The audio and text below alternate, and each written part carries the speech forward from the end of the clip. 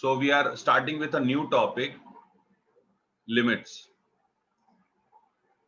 Basically, when we write the name of the topic limits, we should be precisely writing limit of a function. Limit of a function. Now, when we say limit of a function, to be more clear in this, I should be writing limit of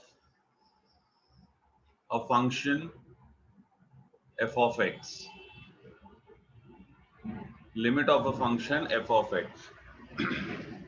when x tends to, and then I should be writing a number. So suppose I write a number a. What I write? I write a number a. So in this, I wrote limit of a function f of x when x tends to a.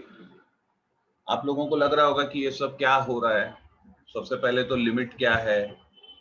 Function के बारे में तो आपने अभी तक थोड़ा बहुत समझ लिया है. फिर आप लोग सोच रहे होंगे कि टेंस टू ए का क्या मतलब है. x के बारे में आप समझते हैं कि x तो वेरिएबल है. तो फिर अभी आप सोच रहे होंगे कि a क्या है. तो ये जो है, ये सारी चीजें धीरे धीरे क्लियर हो जाएंगी. ये सब धीरे धीरे क्लियर हो जाएगा. अभी आपको यही समझना है कि हम यहाँ पे क्या करने वाले हैं. हमें एक फंक्शन दिया होगा. ये आपको याद रखना पड़ेगा. थोड़ी देर के लिए आपको ये याद रखना पड़ेगा कि हमें एक फंक्शन दिया है f ऑफ x और हमें उस फंक्शन का लिमिट इवैल्यूएट करना है. क्या करना है? To evaluate limit. हमें उस फंक्शन का लिमिट इवैल्यूएट करना है. To evaluate limit of a function f of x when x tends to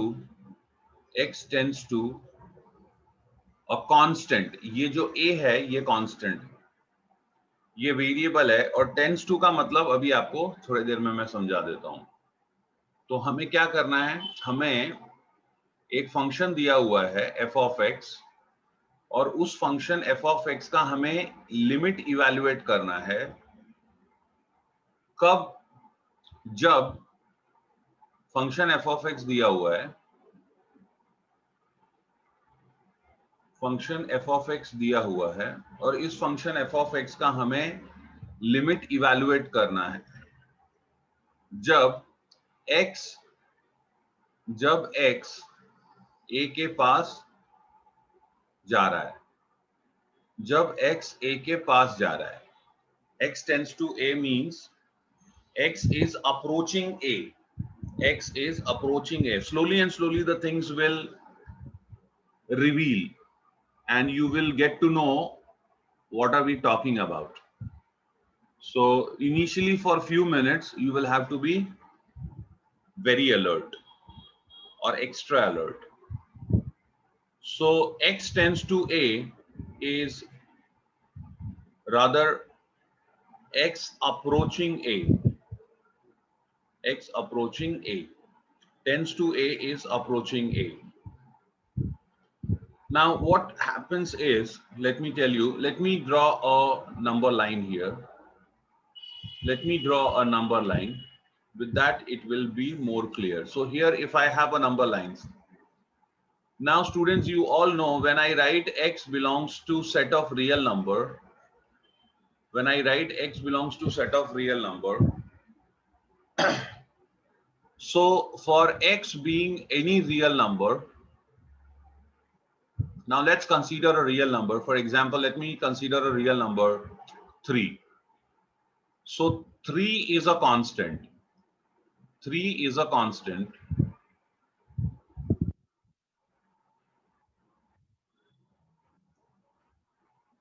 And 3 can be shown on the number line somewhere. So 0, 1, 2, 3, 4, 5. So 3 is here. And this side you will have negative numbers.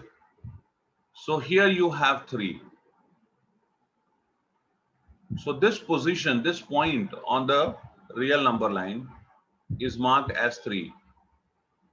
So when I say 3, 3 is nothing but a point. It's a point which we have marked as 3. Like when you travel by train, you find that on poles to which the electric wires are being tied, they are being hung with the help of poles.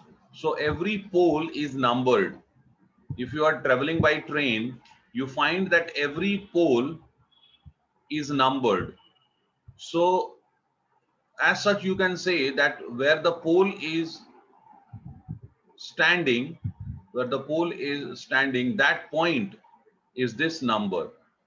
So suppose here there is a number written here. The number is say 20 upon 17. So 20 upon 17 is a number of this place. Okay. 20 upon 17 is a number.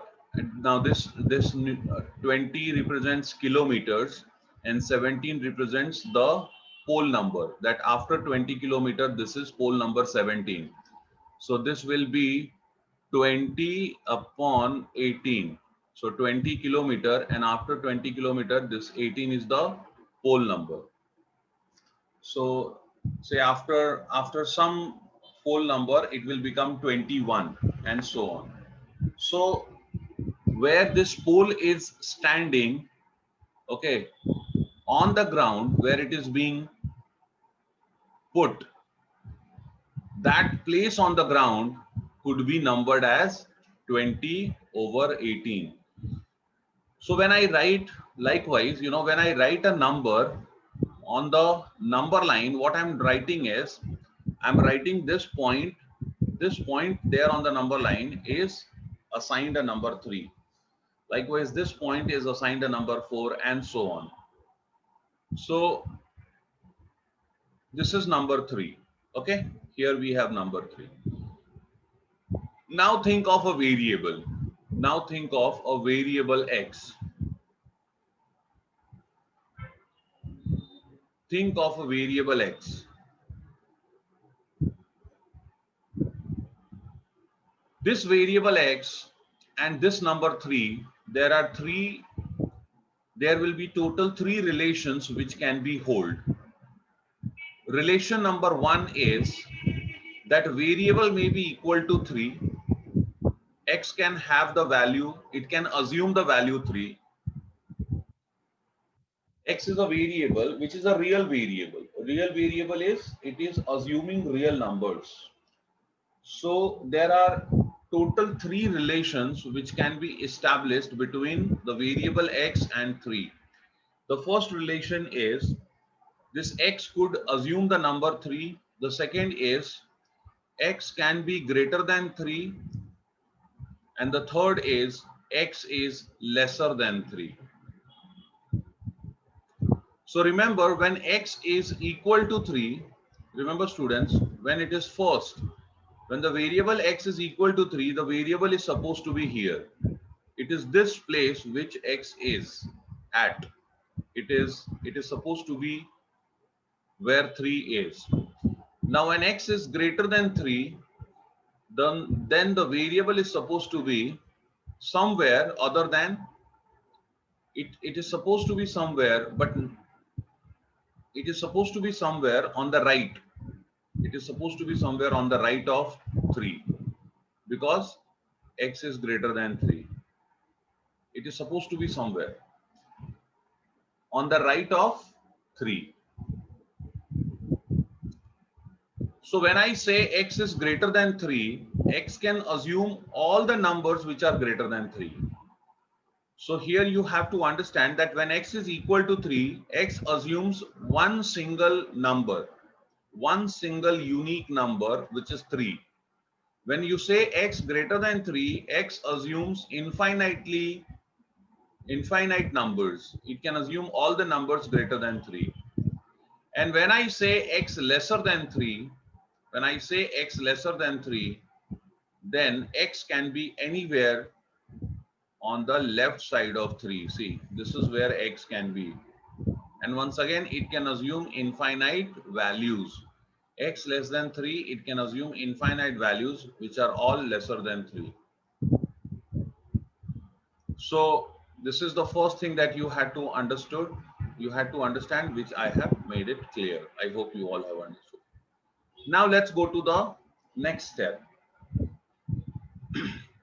Let me have one more number line once again. So here I have a number line, and once again I'll take the same example. So here I have 3, this is 4, and here I have 2. Now students, these two, this relation and this relation, they may be combined. X lesser than 3 and x greater than 3, sometimes they are combined and they are written as x not equal to 3. Please understand this. These two may be combined to be written as x not equal to 3. x 3 नहीं है. x 3 नहीं है मतलब x या तो 3 से बड़ा है और नहीं तो 3 से छोटा है. दोनों भी तरह से लिख सकते हैं. x 3 नहीं है. तो याद रखना, जब x नॉट इक्वल टू 3 दिया है, इसका मतलब दोनों हो गया. इसका मतलब दोनों हो गया. अगर x नॉट इक्वल टू 3 दिया है तो इसका मतलब दोनों है, याद रखना. और x ग्रेटर देन 3 दिया है तो ग्रेटर है, और लेस देन दिया है तो लेस देन है. लेकिन अगर x नॉट इक्वल टू 3 दिया है तो इसका मतलब दोनों, x ग्रेटर भी हो सकता है और x लेसर देन 3 भी हो सकता है. ठीक है, भी आगे चलते हैं. देखो, अभी हमने देखा अगर x 3 नहीं है तो इसका मतलब x 3 से बड़ा है.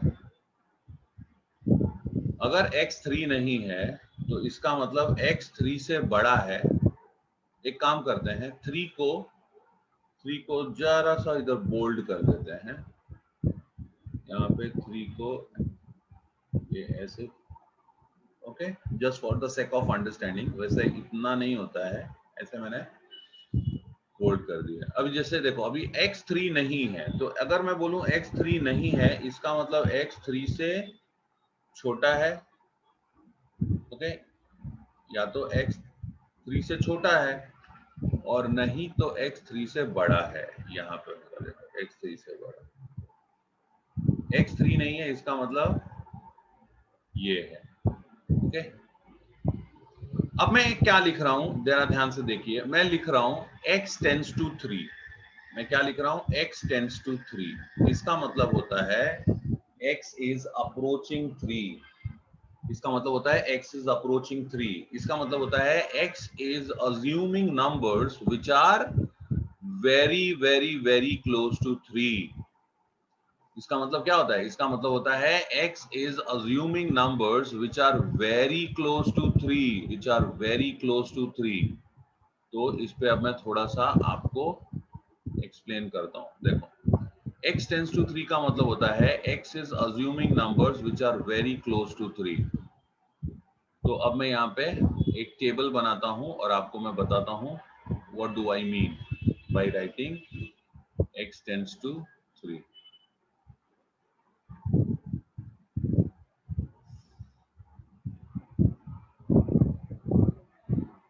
x टेंड्स टू 3 मैंने लिखा है. जैसे x का वैल्यू 2.9,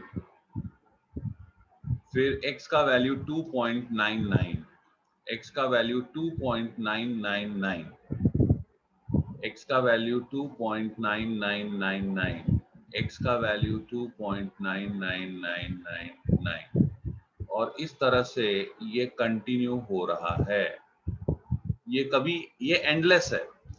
जब आपने एरो डाला है, याद रखना, जब आप लिखते हो x टेंड्स टू 3, तो इसका मतलब वो एक प्रोसेस है, वो एक कंटिन्यूअस प्रोसेस है जो कि एंडलेस है.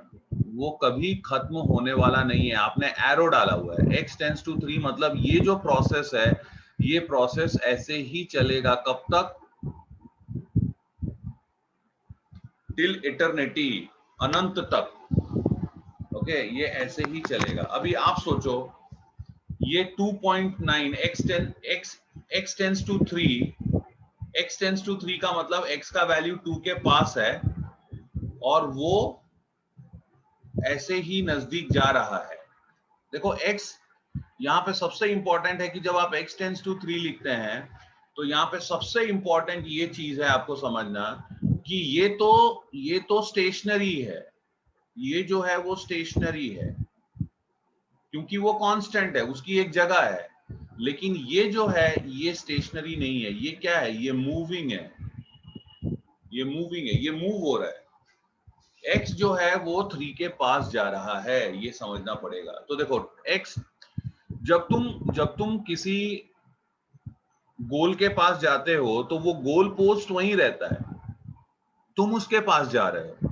तो तुम जब उसके पास जा रहे हो तो तुम्हारा पोजीशन चेंज होगा, और जब तुम्हारा पोजीशन चेंज होता है तो टाइम के साथ में तुम अलग अलग पोजीशंस पे रहते हो। तो यहाँ पे x का वैल्यू 2.9 है, मतलब कहीं पे यहाँ पे होगा, x यहाँ पे होगा 2.9। फिर उसके बाद में x का वैल्यू 2.99 है तो इसका मतलब यहाँ पे होगा, फिर यहाँ पे होगा, फिर यहाँ पे होगा, और ऐसे ही कंटिन्यूअस। x क्या हो रहा है,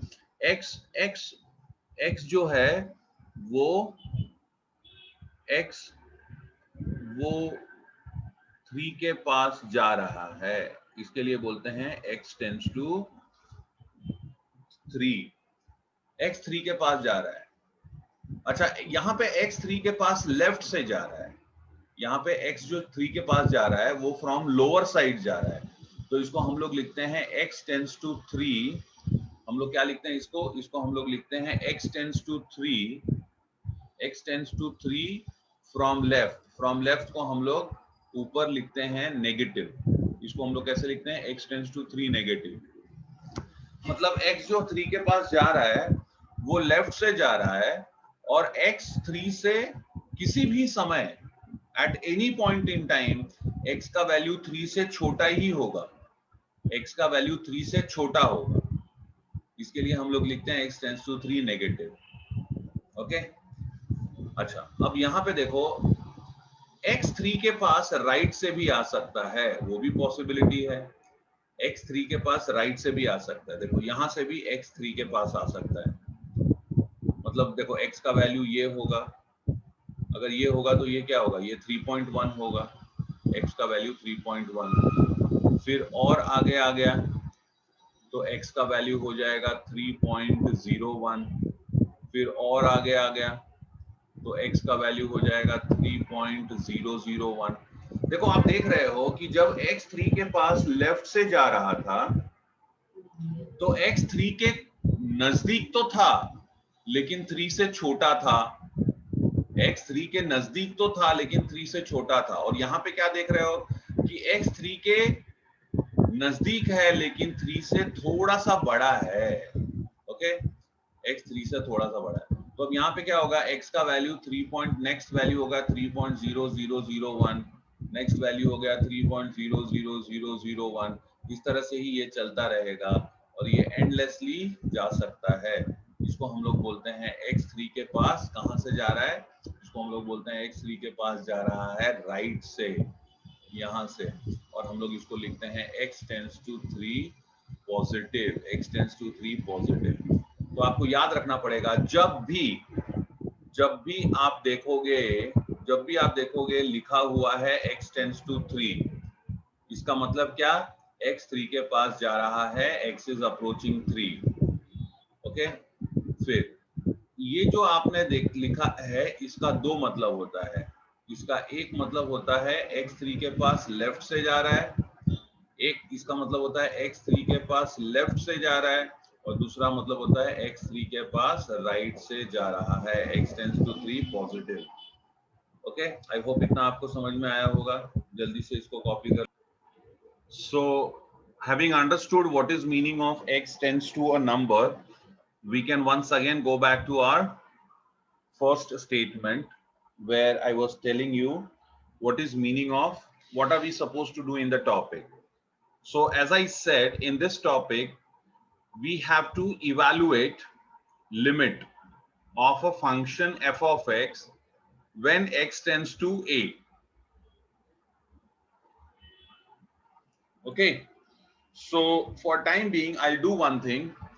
I shall replace this a by some constant number. Let me replace this a by some constant number. So what I will have, I will now have to evaluate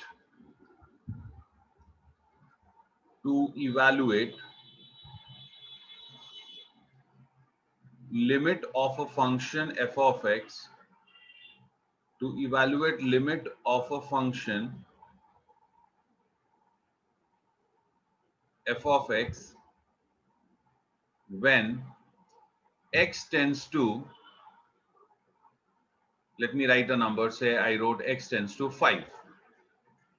So what I have to do, I have to evaluate limit of a function when x is approaching 5. So I shall now be telling you the meaning of, evaluate limit of a function when x tends to 5. So for this, I will first have to take f of x. Let us take some f of x.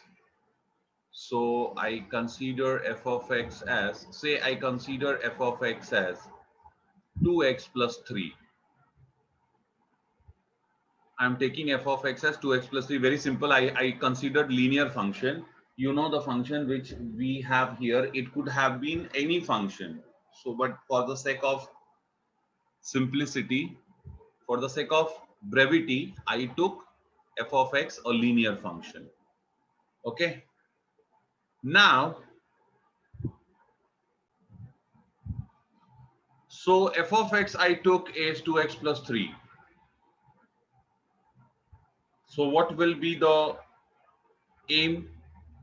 The aim will be to evaluate, see, to evaluate limit of a function f of x equals to 2x plus 3 when x tends to 5. See, we are very close to meaning of limit of a problem. What is limit of a problem? You all are very close to it. So just be alert and you will know everything in a short while. So what am I supposed to do in this topic? I am given one function of x, which is I consider it to be 2x plus 3. वो कुछ भी हो सकता है. यहाँ पे मैंने एक सिंपल सा फंक्शन लिया है और मुझे क्या करना है, मुझे इस फंक्शन f of x का, जिसको कि मैंने f of x से रिप्रेजेंट किया है, वो g of x, h of x कुछ भी हो सकता है, मुझे इस फंक्शन का लिमिट इवैल्यूएट करना है. मुझे इस फंक्शन का लिमिट इवैल्यूएट करना है जब x 5 के पास जा रहा है. और x टेंड्स टू 5 का मतलब मैंने अभी आप लोगों को समझाया. ओके, तो देखो इसका क्या मतलब होता है. इसका मतलब ये होता है, आपको बताना है जब x 5 के पास जा रहा है तब ये f of x कौन से नंबर के पास जाएगा. आई रिपीट, लिमिट इवैल्यूएट करने का क्या मतलब है. लिमिट आपको इवैल्यूएट करना है किसका, इस फंक्शन का. कौन से फंक्शन का, 2x प्लस 3 का. कब, जब x 5 के पास जा रहा है.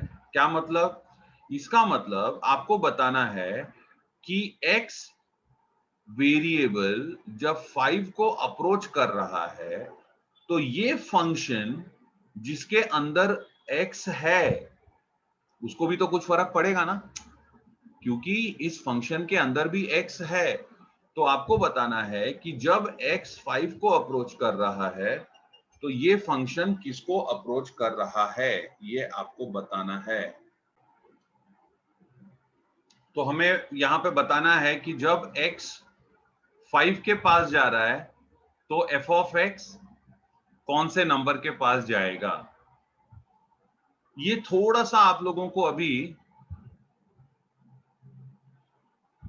अजीब लगेगा कि ये किस टाइप का क्वेश्चन है, लेकिन ये बहुत मीनिंगफुल है। और आप लोग इसको समझिए कि जो कैलकुलस है, calculus calculus is a branch of mathematics. Calculus का बिगनिंग हो रहा है अभी, और ये कॉन्सेप्ट जो अभी आप समझ रहे समझ लोगे, लिमिट्स का, लिमिट ऑफ अ फंक्शन का, ये कॉन्सेप्ट आपको आगे बहुत दूर तक लेके जाएगा। और ये कॉन्सेप्ट आपको फिजिक्स में भी यूज होता है।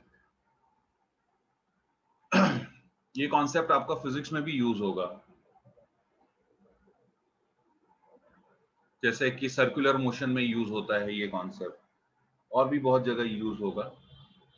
तो अभी मैंने क्या कहा आपसे कि हमें ये बताना है कि x जब 5 के पास जा रहा है तो ये फंक्शन f ऑफ x कौन से नंबर के पास जाएगा। अभी थोड़ा सा अजीब लग रहा होगा, क्योंकि अभी तक हमने कभी भी ऐसा नहीं सोचा है। हमने क्या सोचा है मैं आपको बताता हूं। जब हम लोअर स्टैंडर्ड्स में थे तो हमें एक फंक्शन दिया होता था, हमें एक एक्सप्रेशन दिया होता था, और हमें ऐसा बोला जाता था इसका वैल्यू फाइंड करो जब x का वैल्यू ये नंबर है। तो अगर मैंने आपको ऐसा कुछ कहा होता, मैंने आपसे ये कहा होता to find value of f of x, to find value of f of x when x equal to 5। अगर मैंने कुछ ऐसा कहा होता तो आपको कंफर्ट फील होता। क्यों? क्योंकि आपको क्या करना है, आपको x की जगह पे यहां पे 5 पुट करना है, दैट्स इट।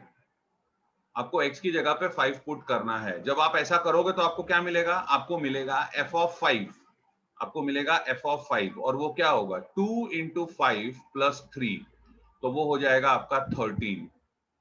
ये f ऑफ 5 का वैल्यू है। लेकिन हमें लिमिट सॉल्व करते समय, हमें लिमिट इवैल्यूएट करते समय याद रखना है कि यहां पे हमें f ऑफ 5 नहीं फाइंड आउट करना है, f ऑफ 5 फाइंड आउट नहीं करना है। हमें क्या फाइंड आउट करना है, हमें फाइंड आउट करना है limit of f of x when x tends to 5। दोनों में बहुत फर्क है।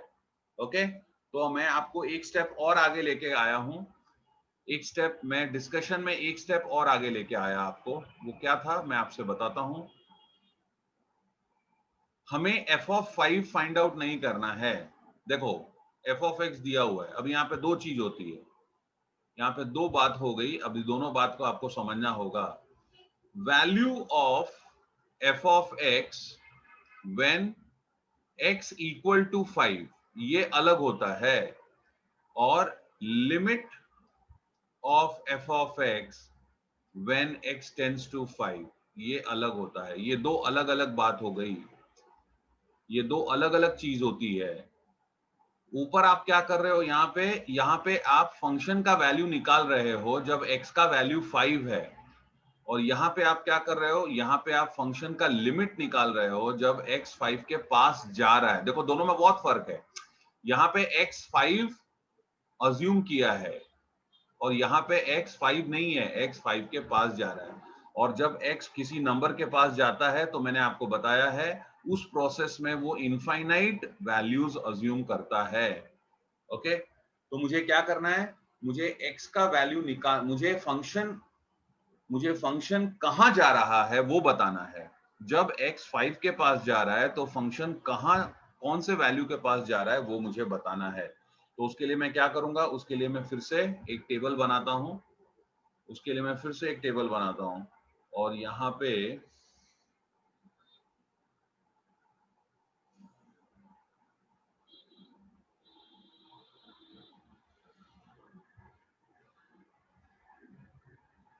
मैं x लिखूंगा, और ये f ऑफ x लिखूंगा। यहाँ पे x tends to 5 from left लिखूंगा, यहाँ पे x tends to 5 from right लिखूंगा, और f ऑफ x लिखूंगा। तो देखिए मुझे क्या करना है, जब x 5 के पास जा रहा है तो फंक्शन कहाँ जा रहा है वो मुझे बताना है। फंक्शन है 2x प्लस 3, ठीक है। तो देखिए जब x 5 के पास लेफ्ट से जा रहा है, आपको मालूम है 5 के पास लेफ्ट से मतलब x का वैल्यू 4.9। अब मैं यहाँ पे 4.9 पुट करूंगा तो 2 इंटू 4.9 प्लस 3, फिर x का वैल्यू 4.99, तो मुझे मिलेगा 2 इंटू 4.99 प्लस 3। फिर x का वैल्यू 4.999, तो मुझे मिलेगा 2 इंटू 4.999 प्लस 3। फिर x का वैल्यू, सबसे इंपॉर्टेंट ये है कि यहाँ पे x जो है वो मूविंग है, x स्टेशनरी नहीं है। x ऐसे ही वैल्यूज लेते जाएगा और हर बार जब x का एक नया वैल्यू होगा उसके लिए फंक्शन का नया वैल्यू होगा। तो आप ये भी बोल सकते हैं कि जब x 5 के पास जा रहा है तो फंक्शन भी किसी एक नंबर के पास जाएगा और वही नंबर होगा उस फंक्शन का लिमिटिंग वैल्यू जब x 5 के पास जा रहा है।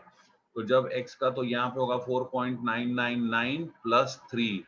जब x का वैल्यू है 4.99999, तो फंक्शन का वैल्यू होगा 4.99999 प्लस 3। और आप चेक करना, ये मैं आपको एज अ असाइनमेंट देता हूं, आप चेक करना, आपको पता चलेगा कि ये जो वैल्यूज आ रही है, ये वैल्यूज जो आ रही है, ये वैल्यूज देखो, ये यहाँ पे आपको मिलेगा 4.9 इंटू 2 इज 9.8, यहाँ पे आपको मिलेगा 11.8, यहाँ पे आपको 11.8 मिलेगा। और जब आप 4.99 इंटू 2,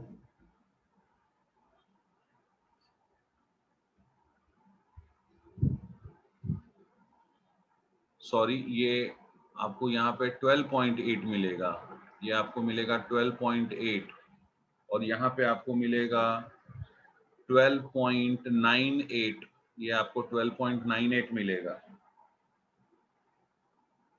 और यहाँ पे आपको मिलेगा 12.998, यहाँ पे आपको एक और 9 बढ़ जाएगा, 12.9998 ऐसा कुछ मिलेगा।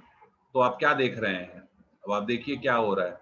जब x 5 के पास जा रहा है, डेफिनेटली 5 के पास जा रहा है बच्चों, देखो x का वैल्यू 5 के पास जा रहा है, ओके। और फंक्शन का वैल्यू कहाँ जा रहा है, आप लोग देख सकते हैं, फंक्शन का वैल्यू 13 के पास जा रहा है। तो जब x 5 के पास जा रहा है, जब x का वैल्यू 5 के पास जा रहा है, f ऑफ x कहाँ पे जा रहा है, 13 के पास जा रहा है, और यहाँ पे x का वैल्यू 5 के पास लेफ्ट से जा रहा है, तो फंक्शन 13 के पास जा रहा है, ओके। अब हम क्या करेंगे, हम इस चीज को सिंबॉलिक नोटेशन में लिखेंगे, ओके। तो थोड़ा सा मैं यहाँ पे, तो यहाँ पे मैं लिख रहा हूं, जब x का वैल्यू 5 के पास जा रहा है तो f ऑफ x 13 के पास जा रहा है, और इसको हम लोग सिंबॉलिकली इस तरह से लिखेंगे, कैसे, ध्यान से देखो, इसको हम लोग लिखेंगे, लिमिट, इसको हम लोग लिखेंगे limit f of x when x tends to 5 from left is equal to 13. Limit of f of x when x tends to 5 from left is equal to 13. फिर से एक बार लिखता हूं, ओके। ये आप फर्स्ट टाइम पढ़ रहे हैं, इसके लिए इसको फिर से एक बार लिखता हूं मैं। लिमिट के सामने लिखना है f ऑफ x, और लिमिट के नीचे लिखना है x tends to 5 negative equals to 13। कुछ लोग लिमिट की जगह पे LT भी लिखते हैं, ऐसे भी लिखते हैं LT, लेकिन हम लोग लिमिट LIM लिखेंगे, ठीक है। और कुछ लोग LM भी लिखते हैं, लेकिन हम लोग LIM लिखेंगे। तो ये, अच्छा, यहाँ पे एक चीज और आपको समझा देता हूं मैं, आप लोग देख लो, f ऑफ x कभी 13 नहीं होगा, f of x equal to 13 नहीं होता है, f of x equal to 13 नहीं होता है, f ऑफ x 13 के पास जा रहा है, f of x is approaching 13, okay. f of x 13 नहीं होगा, x टेंड्स टू 5 है, तो f of x tends to 13 है। तो अगर ये बात है तो आप सोच रहे होंगे कि सर फिर आपने यहाँ पे इक्वल टू क्यों लिखा है।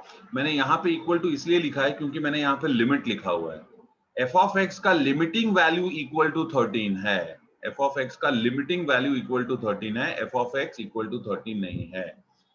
उसी तरह से अब यहाँ पे देखो, ये तो हो गया लेफ्ट हैंड लिमिट, इसको बोलते हैं left hand limit when x tends to 5। इसको हम लोग बोलते हैं left hand limit, left hand limit.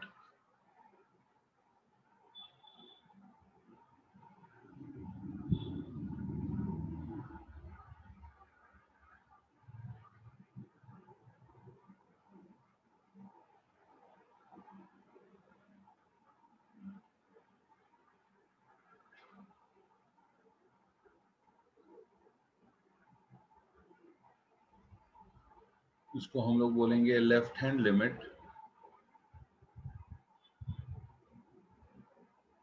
Of f of x, left hand limit of f of x when x tends to 5।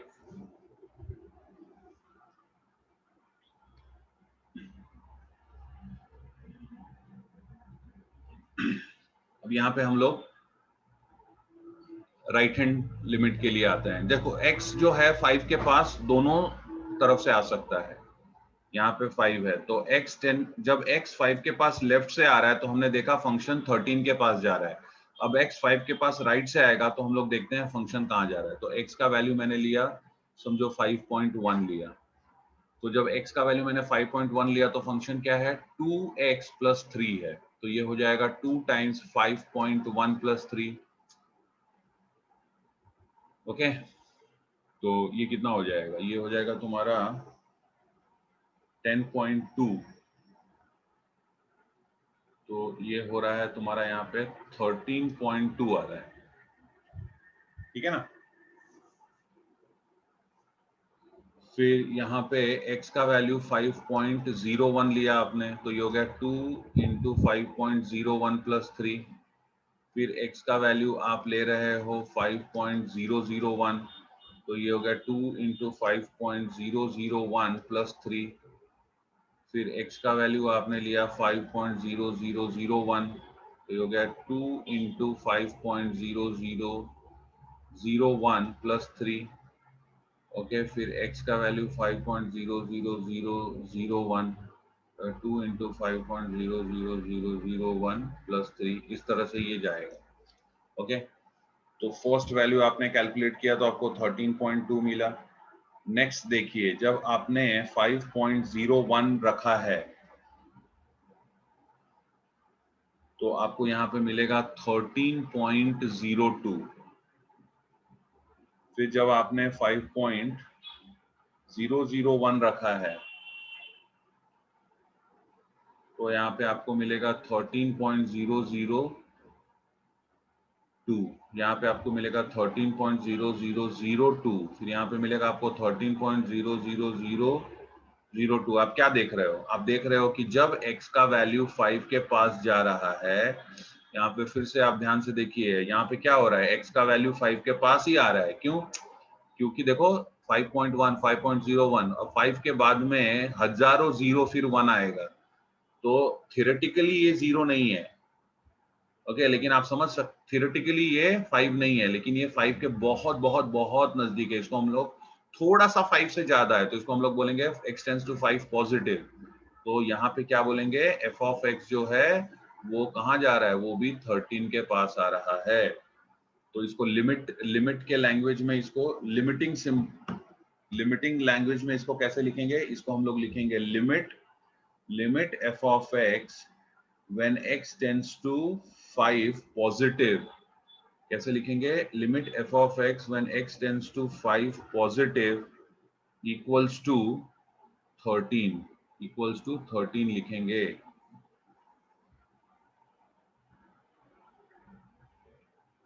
और इसको हम लोग क्या लिखते हैं, इसको हम लोग लिखते हैं राइट हैंड लिमिट। इसको हम लोग लिखेंगे right hand limit, right hand limit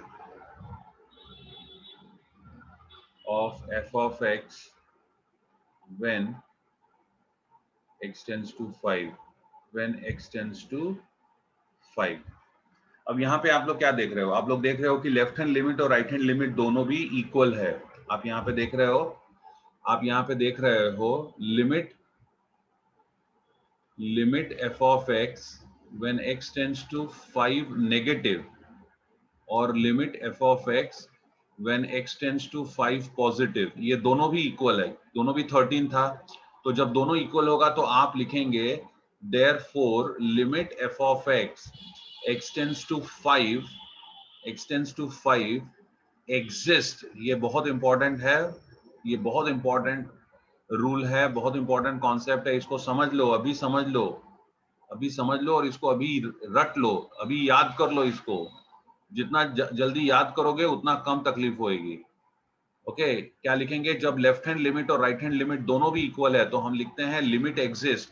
और इसका एक एक मतलब मैं आपको समझा दूंगा, इसका हर एक कॉन्सेप्ट का मीनिंग मैं आपको समझा दूंगा। फॉर टाइम बीइंग जितना बोलता हूं उतना आप ध्यान दीजिए। अभी तक तो सब समझ में आया, तो आगे ये भी समझ में आएगा। तो लिमिट लेफ्ट हैंड लिमिट और right hand limit at 5 equal है, तो इसका मतलब limit F of x x tends to 5 exist.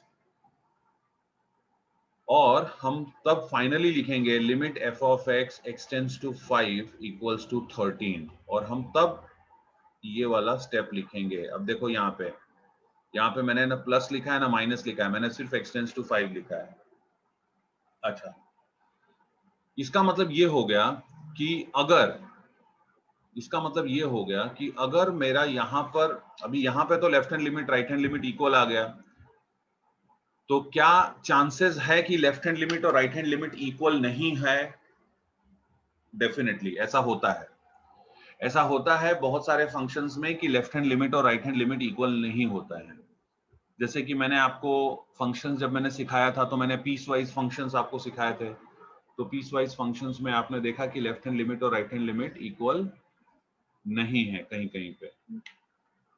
तो वहां पे हम लोग देखेंगे, आई एम सॉरी, वहां पे हम लोग देखेंगे कि लेफ्ट हैंड लिमिट और राइट हैंड लिमिट कहीं कहीं पे इक्वल नहीं होता है। तो जब लेफ्ट हैंड लिमिट और राइट हैंड लिमिट, अभी अभी ऐसा कोई केस आने वाला नहीं है रिसेंट टाइम में, ये तो अभी आगे ही आएगा, जब हम प्रॉब्लम सॉल्व करेंगे तो हमें मिलेगा। फॉर टाइम बीइंग मैं आपको बताता हूं, अगर समझो limit F of x x tends to कोई नंबर, एक्स टेंड्स टू समझो 2 नेगेटिव, और limit F of x x tends to 2 positive, अगर बाई चांस समझिए कि ये दोनों इक्वल नहीं है, तो क्या होगा? तब अगर ये दोनों इक्वल नहीं है, जैसे यहाँ पे दोनों भी इक्वल है, देखो यहाँ पे लेफ्ट हैंड लिमिट 13 है और राइट हैंड लिमिट भी 13 है, लेकिन अगर समझो इक्वल नहीं है तो क्या होगा? तो हम लोग लिखेंगे limit F of x x tends to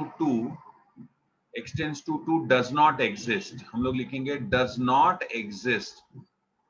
और तब हम लिमिट वैल्यू नहीं लिखेंगे, जैसे यहाँ पे मैंने लिमिट वैल्यू लिखा ना 13, तब हम ये नहीं लिख सकते हैं, तब हम सिर्फ लेफ्ट हैंड लिमिट लिखेंगे, राइट हैंड लिमिट लिखेंगे, ये हम नहीं लिखेंगे, ये नहीं एग्जिस्ट करता है। हाँ, लेफ्ट हैंड लिमिट एग्जिस्ट हो रहा है, उसकी वैल्यू कुछ आई है, राइट हैंड लिमिट एग्जिस्ट हो रहा है, उसकी वैल्यू कुछ अलग आई है, ये दोनों इक्वल नहीं है, इसके लिए एक्सटेंड्स टू 2 लिमिट एग्जिस्ट नहीं करेगा।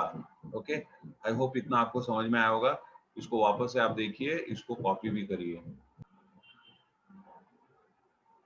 ओके, अभी बहुत सारे स्टूडेंट्स ऐसा सोच रहे होंगे कि अगर हमें लिमिट प्रॉब्लम सॉल्व करना है तो क्या हमें इस तरह से टेबल बनाना पड़ेगा और इस तरह से इवैल्यूएट करना पड़ेगा?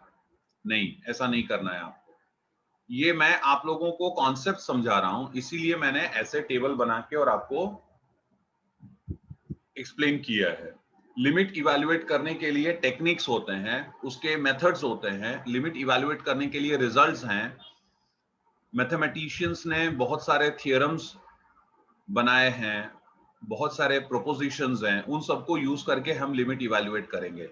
अभी हम ये फर्स्ट लेक्चर है, जैसे जैसे हम आगे बढ़ेंगे वैसे वैसे हम नई नई टेक्निक सीखेंगे और नए नए रिजल्ट्स हम लोग सीखेंगे और उसको हम लोग यूज करेंगे।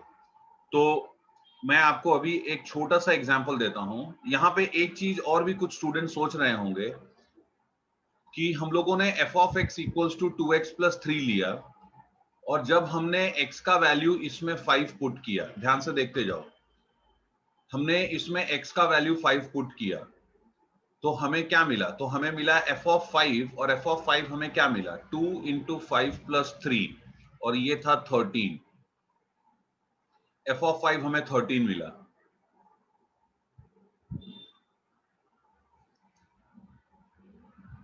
और जब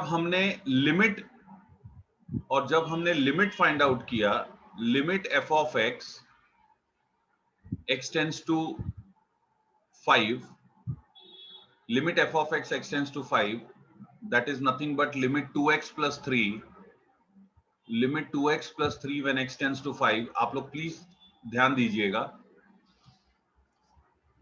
जब देखो, जब मैंने फंक्शन दोनों तरफ फंक्शन वही लिया है मैंने, फंक्शन एकदम सेम है, फंक्शन में कोई चेंज नहीं है।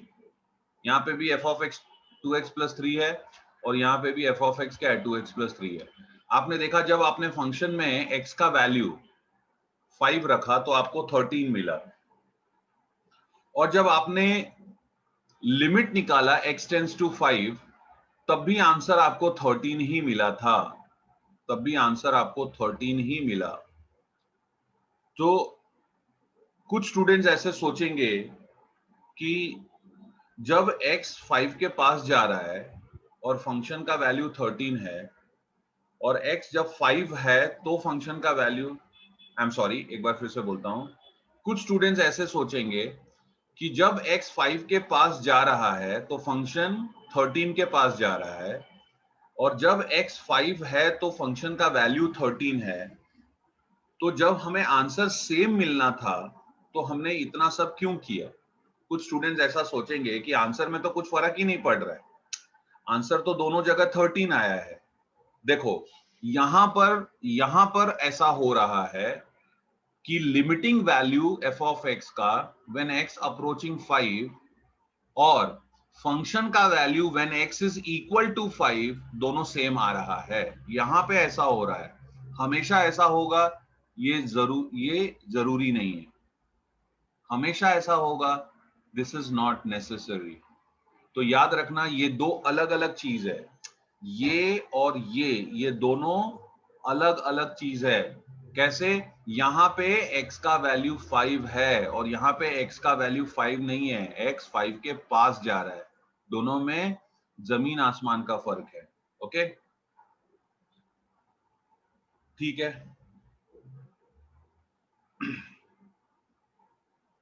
अब हम लोग थोड़े से प्रॉब्लम्स ले लेते हैं। प्रॉब्लम लेने के पहले हम लोग थियरम्स ऑन लिमिट्स लेते हैं, थियरम्स ऑन लिमिट्स। और ये जो थियरम्स है ये हमें ऐसे ही अज्यूम करना है विदाउट प्रूफ। तो यहाँ पे मैं लिखता हूं theorems on limits, theorems on limit of a function, theorems on limit of a function. ये हमें ऐसे ही लिखना है, इसको हम प्रूफ नहीं करेंगे, because proof of this theorems is beyond the scope of syllabus.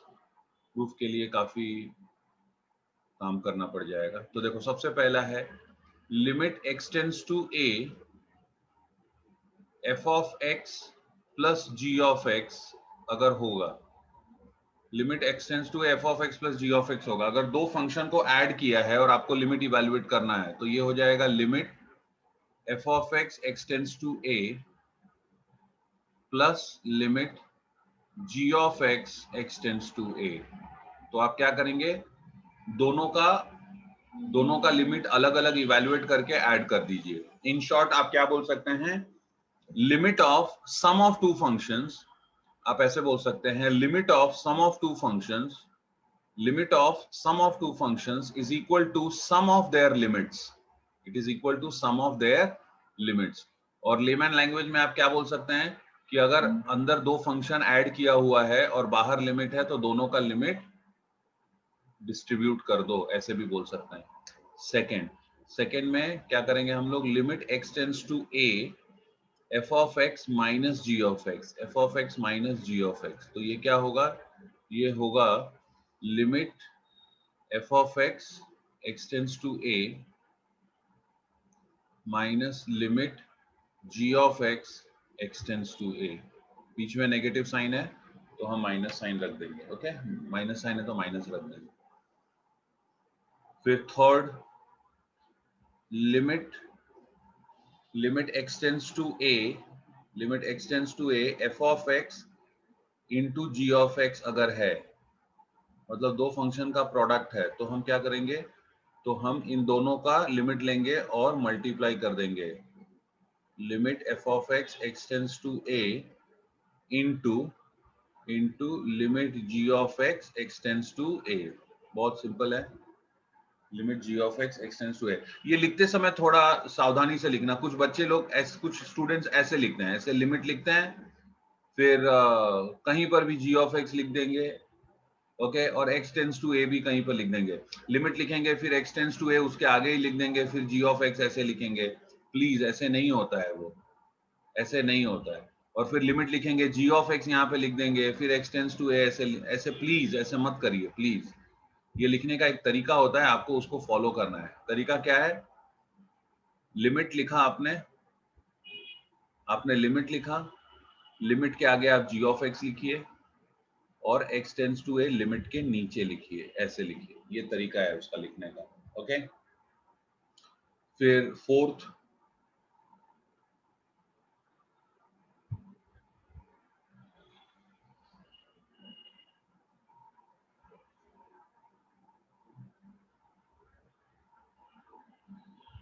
यहां पे मैं लिखता हूं,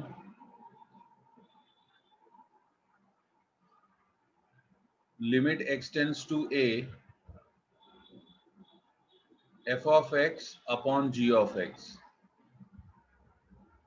अगर limit x tends to a f of x upon g of x है तो क्या होगा, तो वही होगा जो अब तक आपने किया है। आप सबसे पहले लिखेंगे न्यूमरेटर का limit x tends to a for f of x, और फिर लिखेंगे आप limit x tends to a for g of x। सिर्फ आपको यहाँ पे एक कंडीशन दे देना है कि limit x tends to a g of x zero नहीं होना चाहिए। ये जो डिनोमिनेटर है वो जीरो नहीं होना चाहिए। Limit x tends to a g of x should not be equal to zero. बस आपको यहाँ पे ये कंडीशन दे देना है, बाकी तो ठीक है।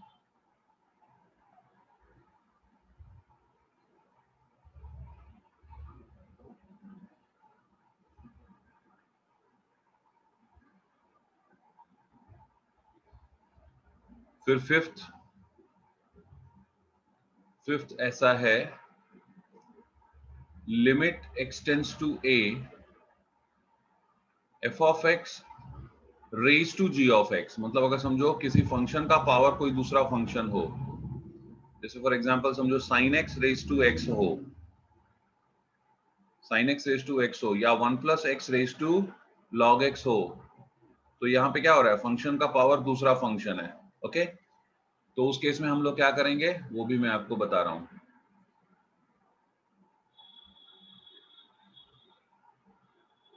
Limit x tends to f of x raised to g of x will be limit x tends to a f of x, limit x tends to a f of x। Okay, यहाँ पे जगह कम पड़ गई तो मैं इसको next page पे लिखता हूँ, sorry. Number 5, limit x tends to a f of x raised to g of x अगर है तो हम क्या करेंगे, तो हम इसको लिखेंगे limit x tends to a f of x raised to limit x tends to a g of x। इसको इस तरह से हम लिखेंगे। ओके, हमने क्या किया, हमने बेस का लिमिट लिया और हमने पावर का भी लिमिट लिया।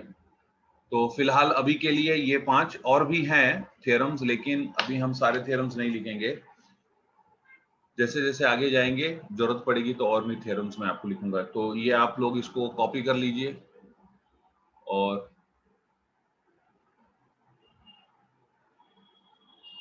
इसको रिपीट करिए।